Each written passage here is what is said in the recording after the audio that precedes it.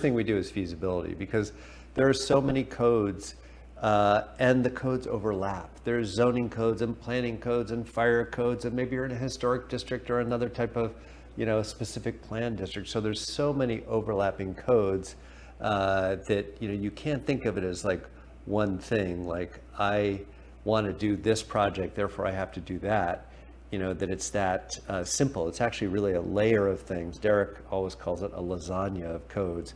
They overlap and they can conflict.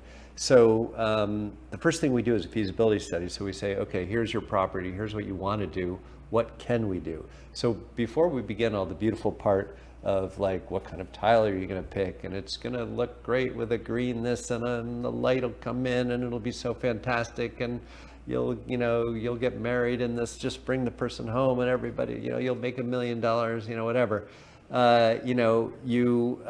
We have to figure out what box the city is going to define you in. How tall can it go? How wide can it go? What are the other restrictions, fire or whatever, historic, design, whatever. So then once we define the box that you're going to be constrained by, then we design within that box. And that's very important, because otherwise you're designing this beautiful project and it's never going to get permitted and you wasted all this money. And that happens a lot. And you have the architects in-house. Yes. To be able to do that in any city, or do you focus on certain cities? Well, I mean, we're mostly in Southern California building. We design anywhere, but for construction, we're mostly focused on Southern California. Okay. So somebody comes, they're in the feasibility stage. Once they figure out what the city puts you in, what's the next step? Well, then we do the fun part, we design, but really the first thing is to figure out the massing or the program, how many rooms there are going to be, what size those rooms are. So, the size of the thing before we get into the finishes. Okay. And how long does that process take? That process can go pretty quickly, depending on the size of the project. And is that depending on the clients making decisions, or is that depending on how long does it take for you to do the designs, make it come to life? I think it's more of the client making decisions. Some people want to see a lot of iterations and a lot of, like, what if we put the stove over here, or what if we did a second story? So some people want to see a lot of options, and I always think that's fine, because when you think of it, design is such a small percentage of the overall job that you might as well.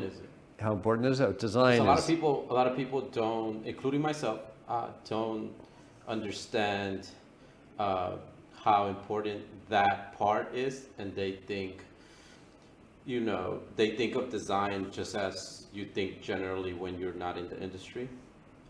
So a lot of people say, well, why is the design portion so expensive? Or why does the design take so long? Or why are you charging me this much? Or why are you charging me that much? Explain why that design is so important. Design is always, the industry standard is design is 10% of the job. So it's a very small percentage of the job. We're much lower than that. We're like 5% because we do design build. But people think of design as color and finishes, but design is really how something works as a holistic organism, how the rooms work, how the windows work, and how all that is pulled together. It's the ergonomics of a space, how you live in a space, how you move through it, what the rooms are, how they connect together. So it's not just the things that you put in not just inside the things you put inside, but it's how the whole thing works together in terms of hot water heating and keeping your heating bills and air conditioning bills low. So it's how holistically how the whole organism works. Okay, so feasibility, design. Once the client and obviously the firm decide, hey, this is what I like, this is what we can agree on, this is something that I want to do, what do you do next? Well, I think the critical step that most people don't do is there's design, build, But what we do is there's a middle step, budgeting.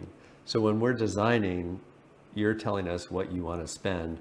We're designing to that budget. Okay. We're not going to, so often I see designs done by architects or designers with no consciousness of budget, and they have to redesign it until they get to a point where they're happy, and that's a very frustrating process.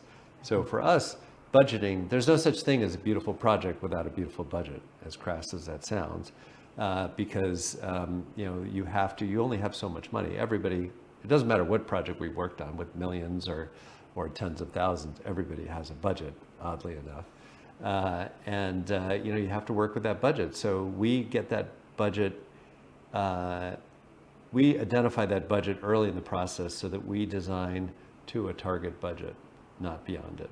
Okay, and what can clients do that it's a choice to them, and how the decisions that they make, whether it's material, whether it's, how they want to paint something, or the finishes that they want to do, what are the biggest things that clients can do to impact the budget, so that they're able to fit everything that they want to do? Is it, the finishes, the way something is finished? Is it the type of material they want to do for their cabinets? Is it the tile, or is it, what are the most materials or the services that you feel that impact that budget and put sometimes clients outside of their range? What can they do to make better decisions, or to know that they have different options, so that if they do, hopefully they can stay within their budget? It's, I would say that it's not, the finishes are really a smaller part of the budget. To control your budget, what you need to do is you need to control your program. Don't make as big an addition, don't have as many bathrooms. Because when you have a budget that comes in over budget, and then you try to, you have a kitchen and 3 bathroom remodels, and you try to go with a cheaper tile in this bathroom, it's only going to marginally, reduce the budget. To get that budget down, you have to pull a bathroom out. You have to really remove a whole project. So what you want to do is you want to think efficiently, not, you can think, dream, what do I want? But then if that comes in too high, you have to think, what do I really need? So if you're really trying to think efficiently, budget-wise, you have to, from the beginning, think, not what do I want, but what do I really need? The other thing to keep in mind is that, the size of the project, let's say you're doing 1,000 square feet, and within that 1,000 square feet, there's a new kitchen and 2 bathrooms. Well, your cost per square foot is going to be very high, because a bedroom is very cheap. It's just flooring, some walls, and a little bit of paint, right? It's a very cheap room to do. But once you move into a bathroom, which is let's say a quarter the size of the bedroom, it's cabinets, it's water, it's countertops and tile, and tile installation. It can be very expensive per square foot. Same thing with the kitchen. So the more high value rooms you have like that versus a living room and a bedroom, you're going to see the cost of your project go up. Okay. So it's really, how often are clients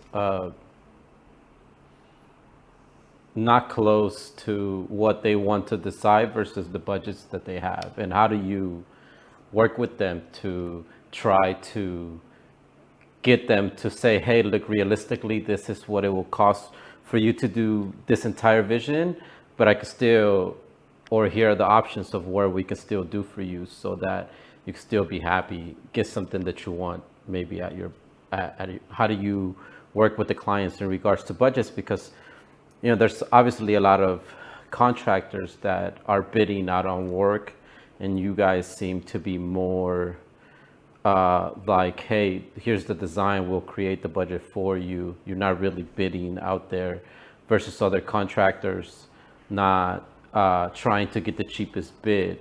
How do you work with them to try to at least get to the budget? What suggestions do you guys make with the clients in order to work with them to get something done? Yeah, well, we always want to make sure the client's dreams are achieved. What we do, though, is we try to figure out what is the requirement that the clients have, what is the dream, but then try to get them to look at the dream maybe a little bit differently. Maybe, Okay. the dream is to add a primary suite and and one way is to do a second story, but that's very expensive. Okay, well then if we do, let's do it as a single story and let's do it this way. So, or if you're in an existing building, the temptation often is let's just get rid of this old building and build new. Well, that's of course very Correct. expensive because Correct. everything has to be today's codes and it's all new. Well, what if we creatively reuse this part of the house and build, a new two-story thing over here and integrate it all? Therefore, you're saving the value of that, existing part of the house and you're building an addition, but you're joining the two. So it's about, always realizing the client's dream, but trying to figure out, since we do design build, it's not just about creating the perfect design, but it's about figuring out what are the creative ways to get to that perfect design. Okay. And then, do you consider yourself somebody who fits with the stigma of like a regular general contractor, or do you guys specialize on certain builds or certain styles, or do you feel that your firm is able to design in any style that the client wants, especially with you with Home From Build having the whole designers, architects, and your construction crew? Do you seem to go a certain way only, or do you feel like you can take on any job, any style, any design, any architecture in general? Yeah, I mean, I would say we're not general contractors. We're a design firm that builds what we designed. And that vertical integration is critical because when you're designing, you're thinking about, I got to actually make this work. So, that responsibility of actually not just making something that looks good, but making something that looks good and can be, you're thinking about how the tile bodies will work together. You're thinking through the final end of the project. I think that's really valuable for people. We design in, a number of different styles. And the goal there is to, when we're working with a traditional home, people are drawn to the historicity of the house, to Okay. the street, the curb appeal of the house. So we don't want to impose a contemporary idea into the house. We want to make sure that whatever we're doing is integrated with what drew somebody to that historic or traditional house to begin with. So it's really always looking for the cues and that the original designer intended for the house and developing that. So that, in that sense, it's very easy to work in a number of different styles, Spanish Colonial Revival or Craftsman, because you are really just trying to rework, what the original designer did. And that's difficult. It's hard. It's easier to just impose your current contemporary view on an old house or a traditional house, but it just doesn't look good, and it'll look out of place in 10 years. Whereas if that house has been around for over 100 years, and well, that's been there because people are charmed by it. Yeah. So the more we stay within that vernacular style, the chances are that your addition and the money you're spending will have immense value because nobody's going to rip it out in 20 years. It's not Correct. going to get out of date. It's always going to be, appropriate for the house. Okay. And then, so I'm a client, house owner, want to do some work on my house. Why should I come to Home Front Build? Why trust Home Front Build with that, and what separates you from, a lot of the other firms around that I think still, feel like they're, a really good firm as well?